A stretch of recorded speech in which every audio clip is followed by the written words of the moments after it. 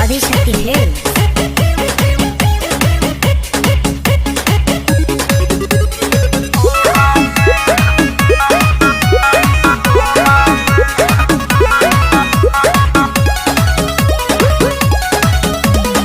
भाई के लागल बा गेटे पपहरा, कैसे के आई सुना घरबा से बहरा।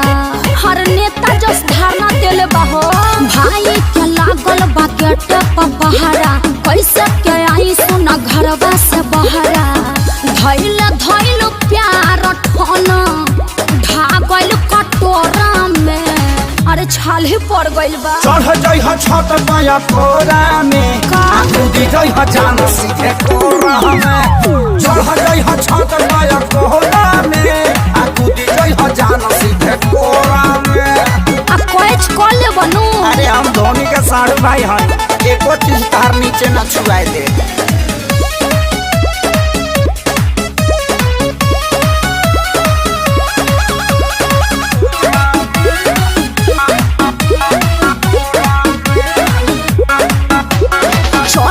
बहुत कड़ाई हो, पढ़ब न लभ के पढ़ाई हो।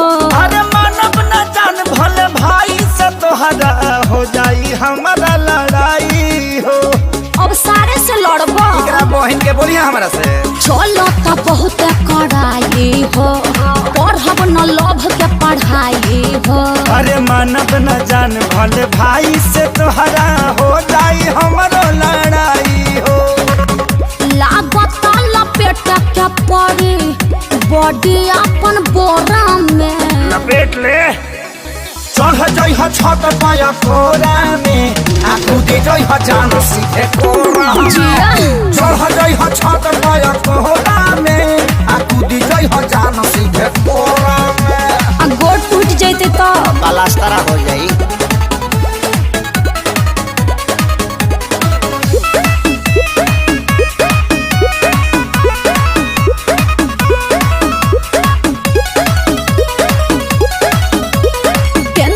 डालो न खेसारी हो, नीचे बनहाइल बिया पारी हो। अरे पारी के तोहरा खोल दे हम पगहा, काम रखल जाई जारी हो।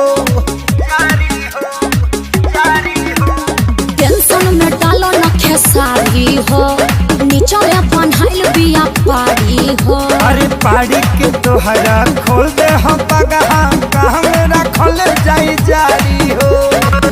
रस्सी से बनहाइल अखिलेश, बनहाइल नई डोरा में।